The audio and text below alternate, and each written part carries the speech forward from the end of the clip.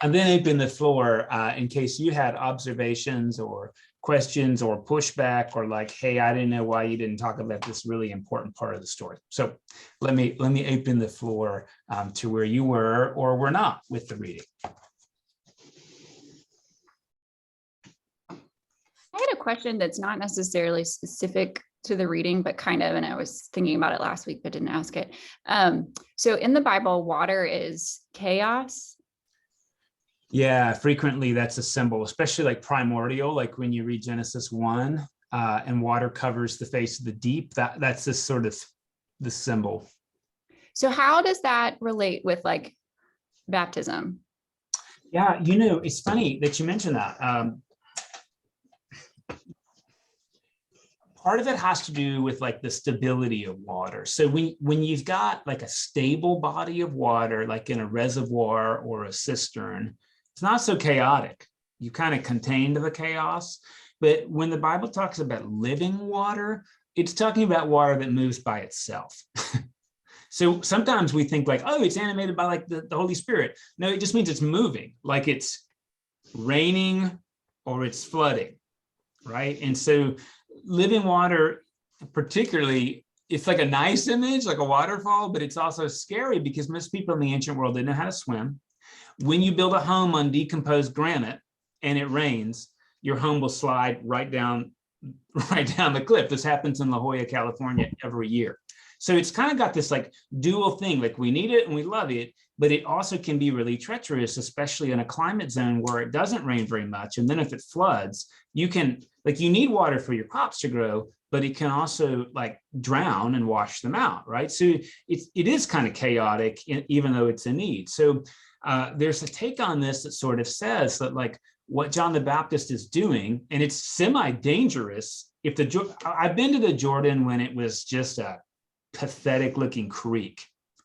I mean, it just looked awful. And I've also been there when it was flooded and it was 10 feet above and it was like raging and it could carry you away. So what a lot of folks say is that what's happening is John is sort of saying like, okay, we're going to go under the chaos and then we're going to come out and be new. And that's where this symbol that Paul draws upon of like dying and being born again is sort of like just going under the chaos, almost like submitting to it so that you can come out of it, a new creation. It's sort of like picking up the story of Genesis 1, where the earth is covered with water and it's all chaotic. And then like the Spirit hovers over the water and God starts to call order out of it. Baptism is this way of like rejoining that story by going under and being recreated. Helpful. We think of it as really tame because we sprinkle, and like even in the Baptist church, I was baptized at the age of accountability. I was 10. I had no idea what I was doing. I mean, like I hadn't even really developed my neocortex to my brain, right? Because it's kind of an abstract decision to follow faith, which I was unable to make cognitively. Like I didn't really know what I was doing. So it's pretty safe. We had a tub, holds the water. I guess the water's living when it comes out of the tap, but then, we turn the tap off and there it is. But, you imagine going out to a flooding river and being dunked where there's current and you're being submerged and you didn't go to swim school as a kid. Like that's a little risky. It also helps to think that the Jordan is not particularly like pristine and clear. It's like muddy. It's kind of brownish. So again, like you're going under this hazy stuff and then you're coming out of it again. So John didn't, just to be clear, John didn't use shells. He didn't like asperge people with hyssop. Like he shoved them under this dirty water when they didn't know how to swim. And they weren't wearing clothes by and large. They might have worn a loincloth. Think of a nail apron from Home Depot. But there was a scandal in the early Christian community because they were doing these baptisms at night, the first 200-300 years when Christianity was illegal. And so like there came a reputation that Christianity was like a sex cult because they're out there naked in the middle of a river. But that's simply because you had one set of clothes. So you didn't want to get that wet. The whole white gown thing comes hundreds of years later, just to be clear. I'm grateful for it. Look, I don't feel the need to go backward. I don't. But it is good to know a little bit about our story and how we got here. I don't know if I fully got it, Julia. No, that was super helpful. I appreciate it. I have a question for you, Mike. Please. First of all, good to see you all. Happy New Year. I've been traveling and back, but nice to be with you.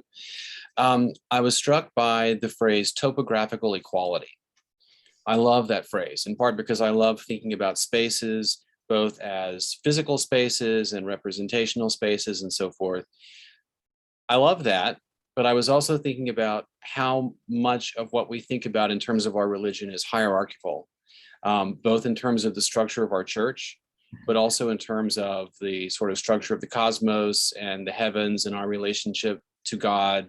The fact that I think most of us, although we bow in prayer, think about God as being above us, despite the fact that our church teaches us to understand that God is with us and next to us and working through us.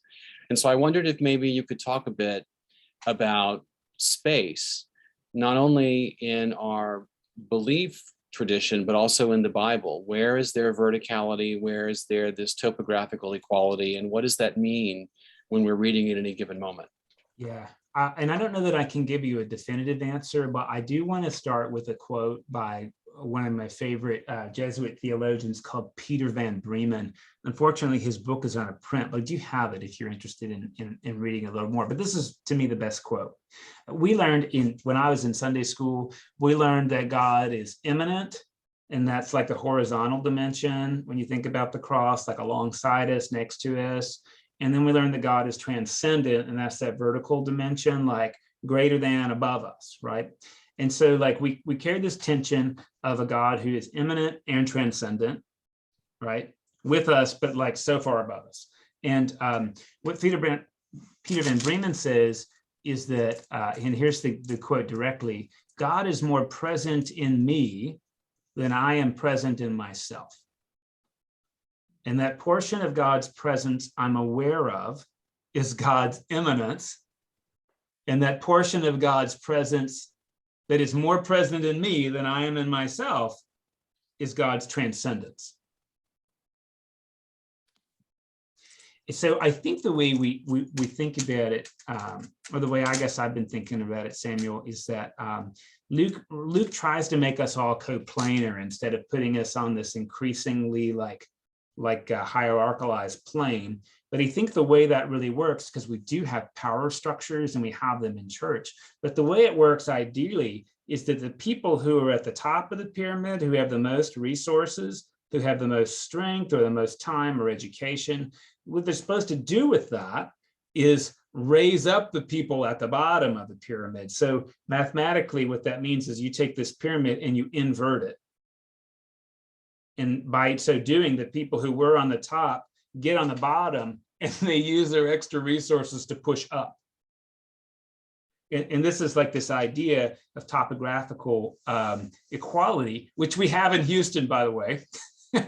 Houston is like the most topographically equalized place I've ever lived in my life, right? Like I could go on a 10-mile run and see a 3-foot elevation change. So it's a great metaphor that this is what we're meant to do. But I think the way it's supposed to work, Samuel, and there's tension in it, right, is like the bishop has the most authority, but that authority is meant to raise up the people who have the least authority. It's supposed to be like a check and a balance. And of course, church history is rife with people who misunderstand what their power and privilege are for.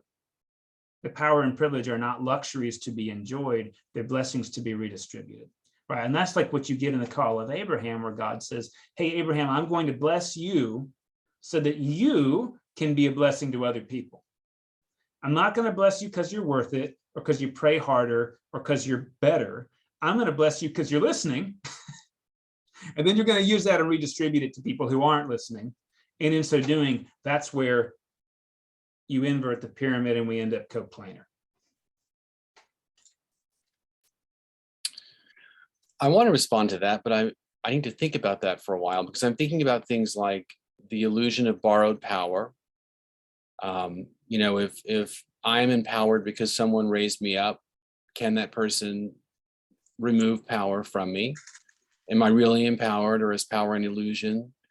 And then I also want to think about, in this Van Bremen, I think Van Bremen model of the inversion of the pyramid.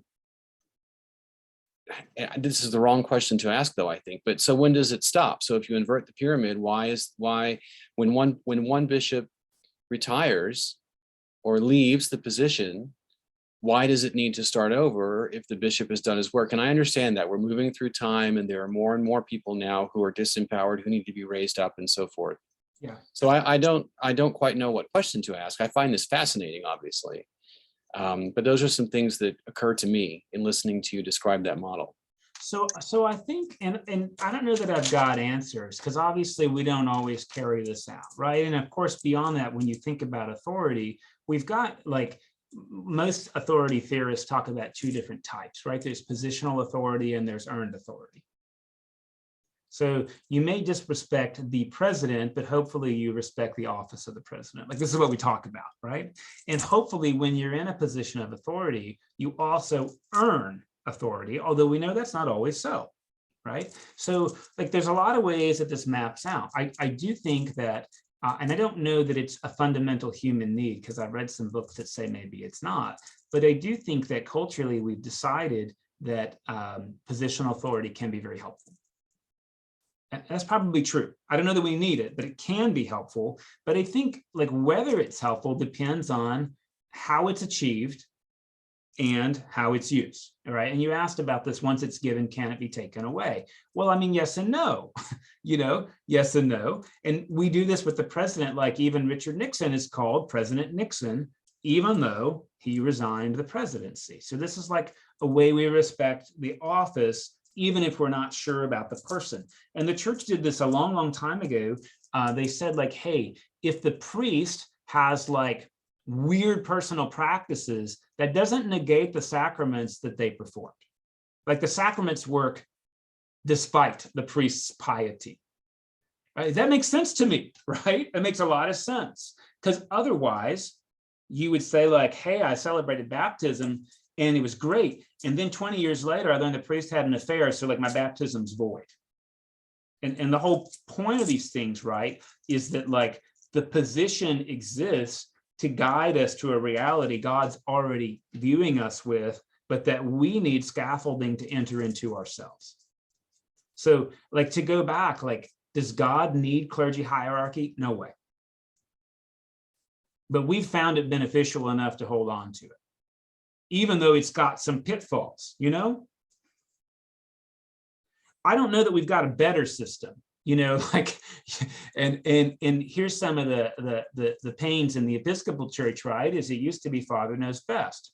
Well, I do know some stuff y'all probably don't know, but I'm sure you know stuff I don't know. And so, like, if I were to come out and start, like, talking about, hey, here's what we need to do with masking, when I have no medical knowledge, it's an abuse of power.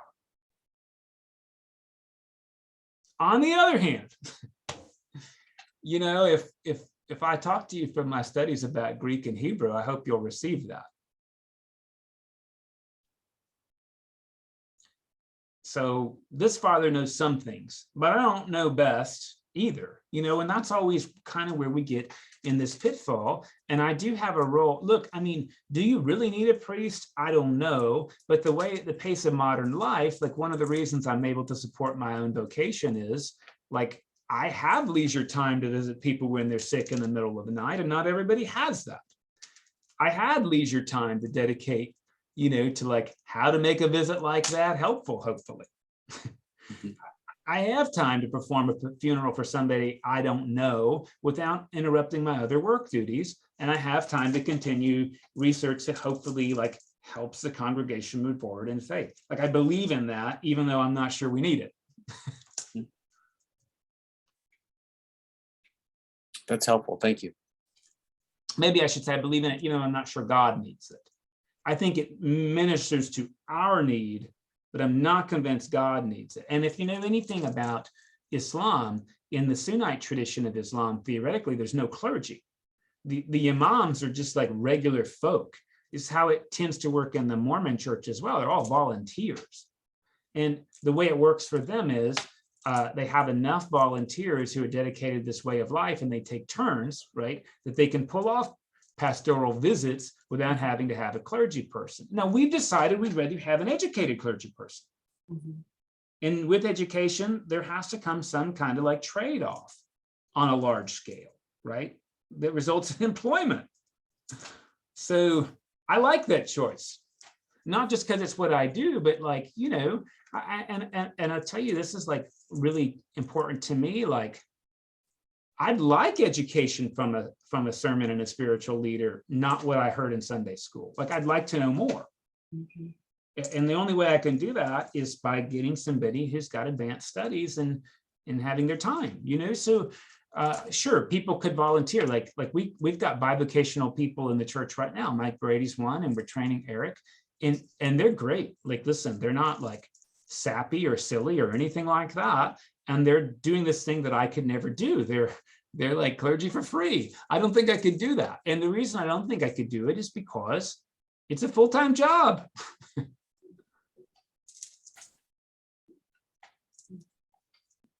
I think when we forget that this serves our utility, instead of that it exists in God's economy exactly, we've made a great mistake. And I also think that when clergy stop, or, you know, only tell stories in which they're the hero of their own story, we reinforce an unfortunate narrative, which is, I'm a priest because I'm better than you. But I'm not. You're probably better people than I am all around. It's just that I went to seminary for 3 years. You know, I mean, that's kind of the bottom line. And I was able to convince people that I'm not completely crazy. When I took my psychologicals, that was some major sleight of hand I pulled. Anyway.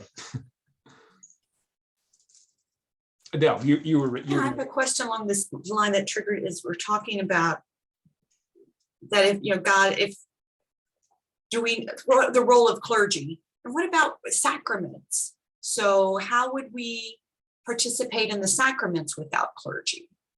Well, we just do them. I mean, you know, Sammy, Darlene, and I grew up in churches where people just did those things. You just had communion. Of course, we didn't use the word sacrament. We called it symbolic remembrance. So, well, we've decided in the Episcopal Church and in any apostolic churches, there's a little bit more than symbolism going on, but we have to decide kind of where we are in the gradient. So just for example, I've got clergy pals who really believe that you need to have the Eucharist on Christmas Day, even if only 3 people come, because like God needs that. But I just don't agree. I don't, because I don't think God needs sacraments. I think we do. I mean, if God's all powerful, then God doesn't need anything. I mean, that's just the basic argument, right? So all this stuff we do is for us. All of it is for us. Mm-hmm. Yes, ma'am. A church I went to previously where I was a small group leader, and we were encouraged. The big church didn't do the Lord's Supper very often, and when they did it, I don't think they did it very well. I mean, it was like a check off the list thing. Yeah. So we were allowed and sometimes encouraged to do the Lord's Supper in our small group, and it was beautiful. I mean, it was intimate. It was heartfelt. I felt like it was a true sacrament in that small group setting. It's just another way of thinking about them. And how we do it, of course, is really, really important. I mean, I've told you all before, the reason I'm an Episcopalian is because the first time I went to the Eucharist, like as an adult, we all drank out of 1 cup. Even the lady with the opera pearls and the white gloves, and the refugee from Burma next to me, and the homeless guy who was there for coffee hour. And I just, having my own juice in a cup, it just, wasn't doing it for me. I have to be honest with you, because like there was safety and there was individuality, but I think it actually was individualism, which I think is kind of dangerous, to be honest. Alcohol has got its own issues. I want to be really clear about that. But what it does allow you to do is share a cup, outside of a pandemic anyway. And so I found that to be like really, really helpful. And the point of all this is that it's helpful.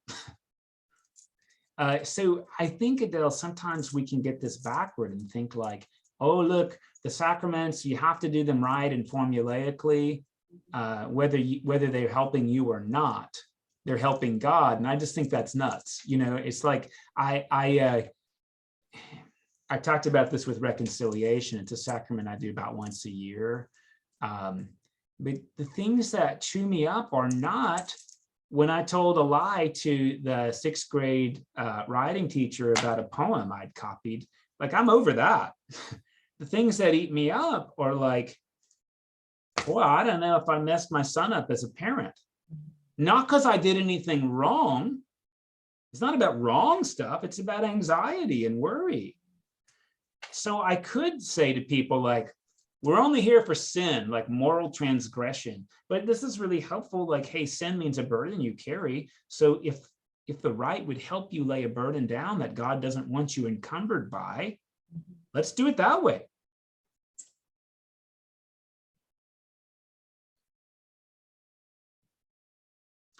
I think it depends on your clergy person, Adele, like what the sacraments do, but like, I think if the sacrament is ever like results in you having shame or fear or you disliking somebody you weren't sure about, we did it wrong. Yeah. Oh, yeah. Yeah. You know? Mhm.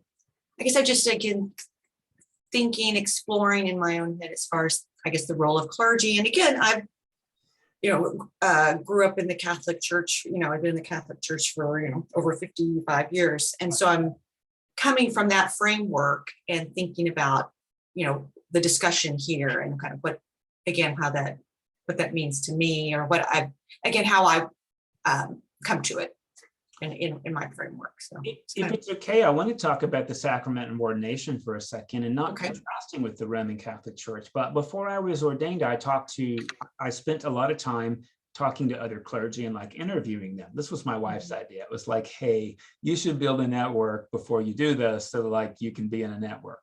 It's a great idea. Right. I mean, my wife would be a much better priest than I am. She just doesn't want to do it. So I went around and talked to people, and I talked to one of these ladies who was like a good lady I respected. She was thoughtful. And she said, oh, yeah. The day of the ordination, like I felt an ontological change come over my body. It was like the epiclesis of the Holy Spirit shut up my body, and I felt the tingles or whatever. And I was like, oh God, what if that doesn't happen to me? Maybe that means I'm not supposed to be a priest. Look, I'm going to tell you, I didn't feel any different. Except I felt really loved, because the people who put that ordination on, they threw like an afterward meal where they home cooked their best dishes, and they all said amen enthusiastically, and they showed up. And I don't know what happened ontologically, but man, I felt supported and loved. One of my dearest friends said to me, we're really looking forward to your ordination this weekend. And I said, well, God willing and the bishop consenting. And she said, to hell with the bishop, we're making you a priest. And this was a pious lady, I mean, like, those are the things I treasured, to be honest. It is cool that clergy showed up and laid their hands on me, but like, if there was any real change, it was that these people were like, we're in favor of this, even though you may say things we don't like. That was really cool. I'll tell you, I will make one contrast with the Catholic Church. In the Episcopal Church, we're ordained, and that's irrevocable. So a bishop cannot defrock me.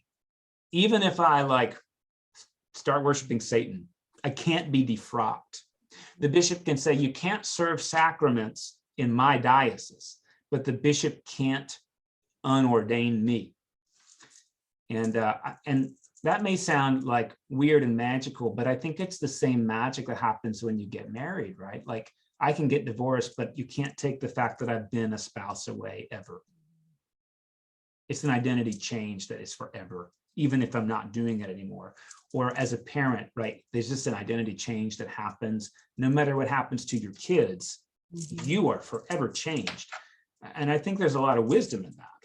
Learning to read is like that.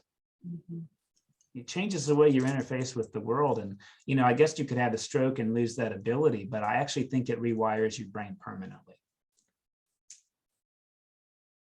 So I think like authority is important because we want to do the sacraments right. But I think the criterion for right is not that we say the magic words. It's that we show up with compassion and empathy and invitation, because that's how we make these things like a sign of invisible grace. I get folks, Adele, who like, you can't change any of the words in the liturgy. Well, it's my prayer. Yeah. And the question is, would you rather me get up and pray inauthentically, words I don't mean, or shall I pray from my heart? I guess for me, it's not so much about, what I'm struggling with is that it's done in this prescriptive way. I mean, which I certainly understand there's different, perspectives on that. But my understanding of the way I was brought up in the Catholic Church, or the way I was taught, that there are certain roles for the priest and only the priest can do. Yeah. And so that's what I'm kind of struggling with in this conversation, and kind of trying to make sense of that. Whether it's absolution of, in confession, or again with communion and the consecration of the bread and the wine into the body and blood of Christ, and those sacraments is kind of what I'm struggling with. So there's only 4 sacraments. So it turns out that there's emergency access to the sacrament, to most of them, right? You can do an emergency baptism. You can. Yeah. You can do an emergency confession. Like, you can do that. Yeah. You can pray for people and anoint them with oil. The things you can't do as a lay person is ordain a new priest. And let's think through that, because you're giving somebody authority on behalf of the church. So you got to be careful how you do that. Yeah. Only a bishop can do that, right? Confirmation is something only a bishop can do, because again, like, the bishop is a gatekeeper to saying like, hey, confirmation means XYZ, and I'm keeping the gate because I want to reserve that identity right for people who are embracing the right. As a priest, the only thing I can really do is, I'm not going to say marriage. You can marry people in the eyes of the state. You can get a temporary license for that. The real thing I can do is the Eucharist. And we safeguard that. And it's like, it's not because, I guess it depends on your perspective. Like, I think it's helpful that we safeguard that. But the question is why? Is it because we need to say the magic words and the magic doesn't happen? Or is it to make sure that we do the right magic? The right magic is about nourishing us in our journey and coming together as a community in the middle of difference. Not that I say hocus corpus meum at the right spot. Sometimes, and like, the words matter, and so does the intention, and so does the follow-up, right? And if we only look at one part, I think we miss the sacrament, which is meant to like do all of that stuff. And we decided that's so important, it's symbolic and mysterious, that we're relegating that to clergy. But like, I don't think the magic is in the hocus pocus. The magic is in like where it takes us as a community into grace. So I have a friend who grew up Episcopalian and now attends a Roman church. And this is nothing against the Roman church, but the person told me like they have spotters. They have spotters at the rail to make sure you don't take the host and try to do black magic with it. You make sure you eat it and not like put it in your purse to do some spell with it. And I was like, whoa, I don't know about any of that. Because like, well, when I was, the way I was explained to me as far as when we were in the Roman church, when we received communion, you are to consume it right there, because again, the concern is that you don't take it back, and whether you, again, it won't be desecrated. So I guess, and I also had heard the stories too, that people would take it and use it in devil worship or something like that. And I don't know if that, but also just to, as reverence, and that it's used for what it was meant to be, and that again that is the body of Christ, and that it is used in that moment, not go back to your pew and play with it or whatever, all the range of possibilities that I absolutely appreciate that. And I will tell you from time to time,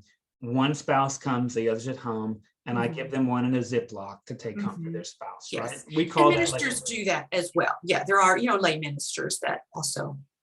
I just think though, and I've grown up with this concern about like desecrating the sacrament, but I guess my question is, if it's God's grace, can you ever desecrate it?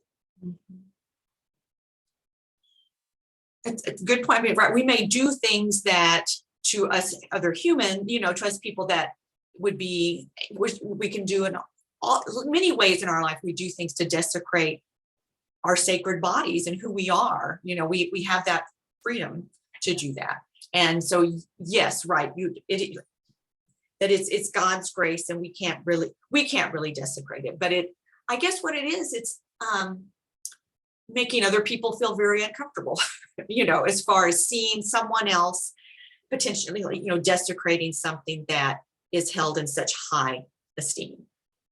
And we see that in ways of life in lots of other ways as well. And that's why we have laws and rules and so forth. I think for that reason, it would be very unlikely that I would show up at the local mosque and try to celebrate the communion. Because it's not going to be perceived as graceful. Yeah. Now, I'll tell you, if they asked me to do it, yeah, I'd go over there. Why not? If that's what they want, how is God's grace going to hurt you? I think like part of it is, and this is like an important thing, like I grew up with this script that God is very easily offended. And that's true about me. Like I'm pretty easy to offend, it turns out. But I just didn't think God is like that.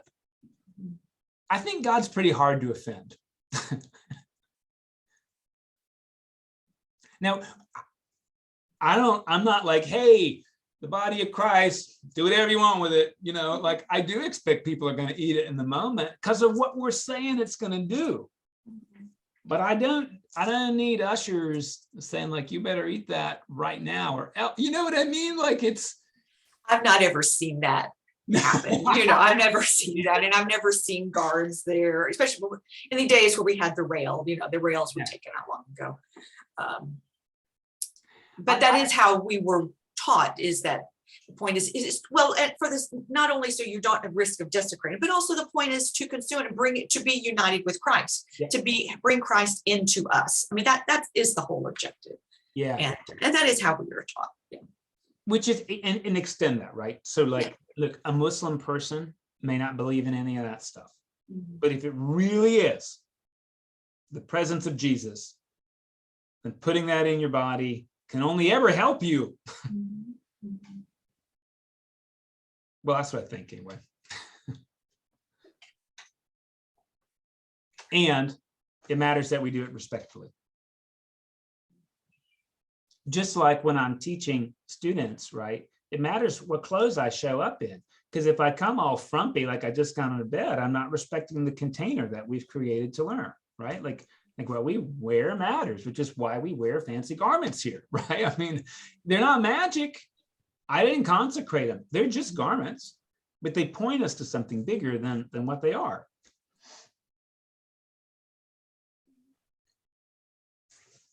I have a question on a passage in the reading that I don't understand. Please. And I'm also going to pop off at 10 so I can get to church, hopefully on time. And I'm not saying that to say, Mike, you have 10 minutes or fewer to answer this question. But I do. But I wonder if you could explain this sentence to me. This is on page 58. It's the third sentence in the first full paragraph. And I'll read it. It says, God filled time with God's presence for us, not the other way around. And I think it's the not the other way around part that I don't quite understand, but could you just maybe talk us through that sentence, please? Yeah, I think the goal of that sentence, Samuel, is to say what Jesus says really clearly, that the Sabbath was made for human beings. We were not made for the Sabbath. And I actually feel like it mirrors the conversation we're having. We weren't made to do the sacraments. The sacraments were made to serve us. Right? So like God didn't need human beings to fill time up. No. God made human beings and God invites us to enjoy God's presence in time. It's not a super clear sentence. I Yeah, mean, no, whoever that- edited this book, oh boy, I don't know. Whoever wrote the thing. That's very helpful, though. Thank you. Yeah. I think for what it's worth, you know, I don't want to like over push here, but I have a friend who's a priest who is going through a divorce right now, and they're very concerned about this because they didn't believe in divorce, and like, I don't want you to like think poorly of me. And I'm like, well, look, friend, I mean, you weren't made for the sacrament of marriage. It was made for you. and if it's not sacramental, it's not. I mean, that's very Episcopalian of us. I don't mean that in an easy way, but look, the truth is, if somebody's abusing you, they already broke the sacrament. Now, if you choose to stay in it and be reconciled, and that happens, great, right?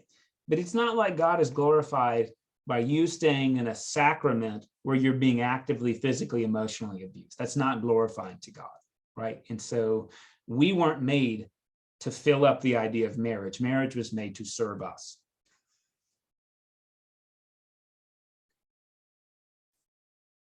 That's a tough one. That whole chapter, Samuel, is to me is tough because like I really worry about wasting time.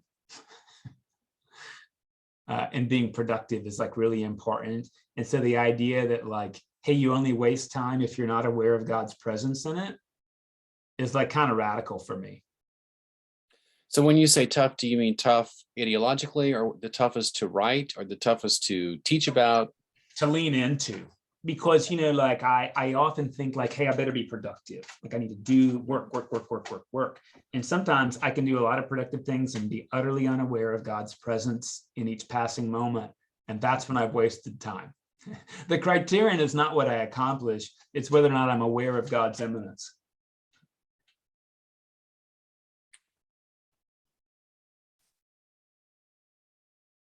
That's really hard for me because like I'm a personality type A prime. Mm-hmm. Like I would like to earn a medal in being aware of God's presence in time. Like that's how I'm wired. It's like to earn a trophy in that. Because look what I did. Sometimes, you know, like Brene Brown talks about giving ourselves permission slips sometimes. And like people hate when I say this, but like the permission I usually need to give myself is permission to waste my time. And people say, well, Mike, you can never waste your time by being present. It's like, no, that's the language I need to hear. I need to hear going to this conference is a total waste of my time. I'm giving myself permission to do it. Mm-hmm. And then I wouldn't be so anxious about what I need to take away, which means I might actually have something to take away.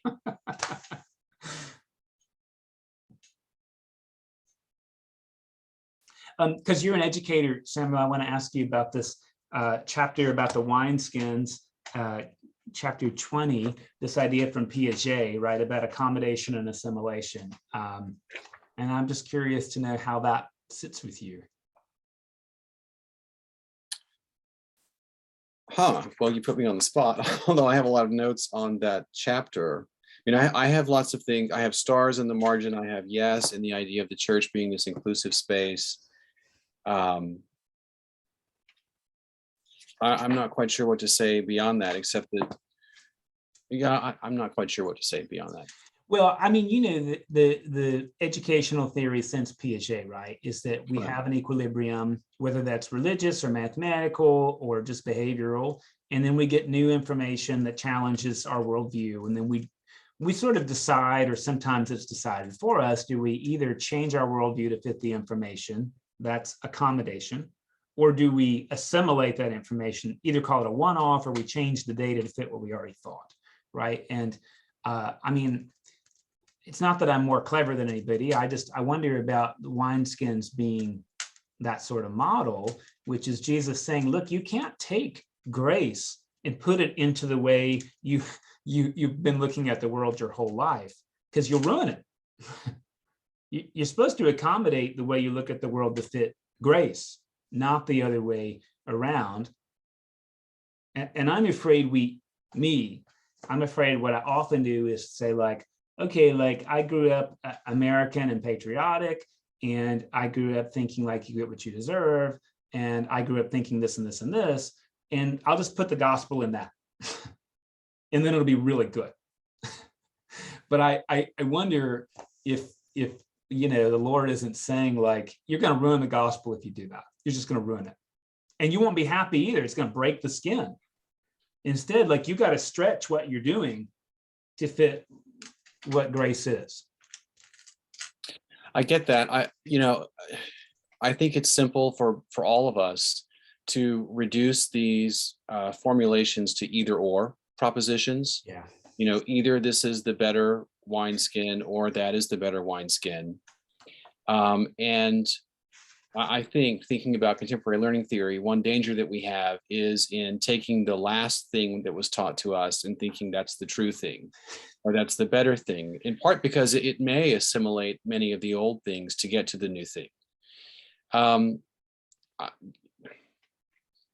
No disrespect meant to this story in the Bible, but I think that educationally and intellectually, there is a danger in discarding old wineskins. And there's also a danger in reading, understanding the new wineskin too simply, in that it's always the better thing. That doesn't really resonate with this model at all. But I do think that that's one danger that we have educationally, is thinking that what is new, in part because it's the most current, or in a discipline, it uses the newest buzzwords or the newest models for interpretation, is the right thing, or is the more enlightened way of thinking about things. And to move beyond that and see that discarded is interesting. So I think about when I was in graduate school in the early 90s, when we, in feminist theory classes, advanced feminist theory classes, we talked about the importance of not essentializing the experience of the identity of the female or the male. And I understand that and appreciate that. And I think that for me, that resonates and that's right. But now with intersectionality as the newest theory about thinking about identity, part of that is centered on, to a certain extent, a definition of a given identity, or a recognition that that identity is definitionally specific. And that flies in the face of what I was taught about essentialism, social constructionism, and so forth when I was in graduate school. So, for me, that's sort of the old wineskin, the new wineskin, the old wine, the new wine. And it's sort of the throwing the baby out with the bathwater, to use a very different kind of metaphor. Maybe because I'm getting older, I'm in my mid-50s, I'm more resistant to that than I might have been at a certain point in my life. But I actually think, what Jesus does not say is throw away the old wine. What he says is don't put new wine into an old skin, right? Which is interesting, because wine is one of those things, one of the few things that the longer you keep it, the better it should be, the more it should mature. And what it needs to mature is a thoughtfully constructed container. Wine doesn't actually sit in a skin super well. That's like a flask. You put wine in a clay pot or you put it in an oak barrel, you carefully construct that barrel so that it can become more complex, right? So Jesus doesn't say, I don't think, don't pour out the old wine. I think he just says, when you go around acquiring new wine, be careful the container you put it in. This showed up on Bible study this week. We started talking about wine a little bit because, it's interesting to think that there's one way of evangelism, which is like just tell everybody the same stuff. And another way of evangelism is to think you mature the wine. So it's perfectly evangelical to soak in the container and grow in complexity in your faith, according to wine.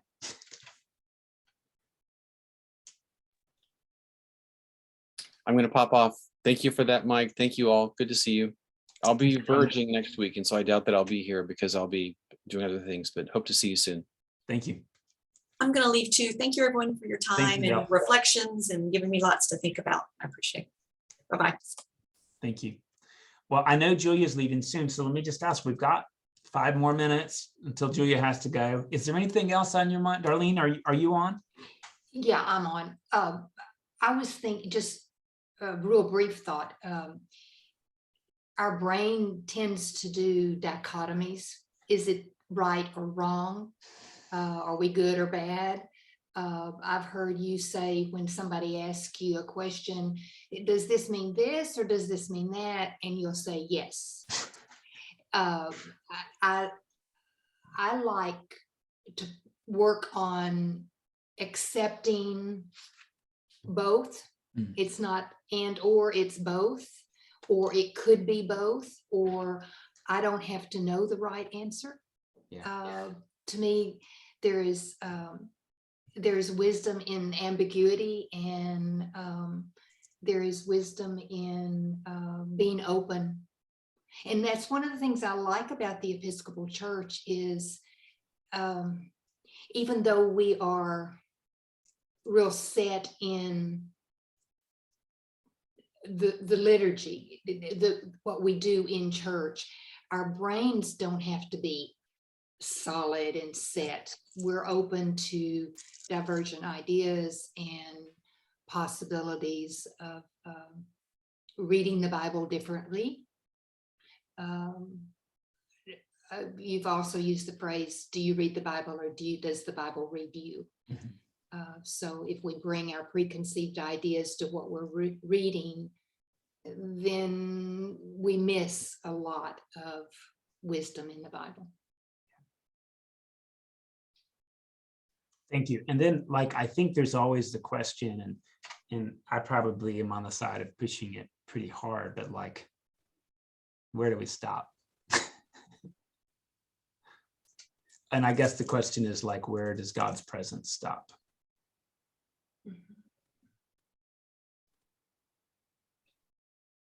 Usually we answer the latter phrase and say nowhere, but we stop here. So the question is like, why do we want to stop when God's still going?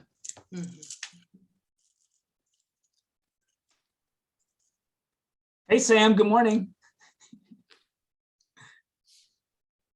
Any last thoughts, ladies? I had a really quick one, and I'm probably going to butcher it because I was thinking about it a while back, but just this idea of community that, like you mentioned when you, with your ordination, it was like the community that came around you to support you and sort of, I don't know, maybe put you level or push you up or whatever. And then the same thing just with like the sacrament of communion and like just that community of people that's around you. And then it just made me think about the like the dinner, the like church dinner or whatever, and like everyone just coming together and like Darlene, what you said about how y'all would do it in a small group. A small group, and how it was really kind of meaningful in that way. And so I just think that's kind of an interesting idea of like, I don't know, bringing it, like blessing you to bless others. I don't know. It's probably not making much sense, but yeah. I mean, you know, normally when there's not Omicron, we have this group called Foyers, which is like 4 couples and they meet 4 times a year. And I've long thought like what would be really cool is the Sunday before that meal to take the wine they're going to drink and consecrate it. Because it's a church function anyway, right? And as long as you drink it all, you did or just pour it out in the yard. I mean, whatever, but it allows you to like reinforce something that's like community building and holy with like the language we use in church. I haven't done it, maybe because I got the idea right around the time of the pandemic, but like that is kind of where holiness happens. And sometimes we say, oh, it's just a social event, but there's no just anything. There's like, either we were aware of God's presence or we weren't, but it was there either way. So I think it's a great idea. Okay, I gotta go. Thank you. Bye, guys. Thank you, ladies. I appreciate you joining. We'll be on 25 through 29 next week.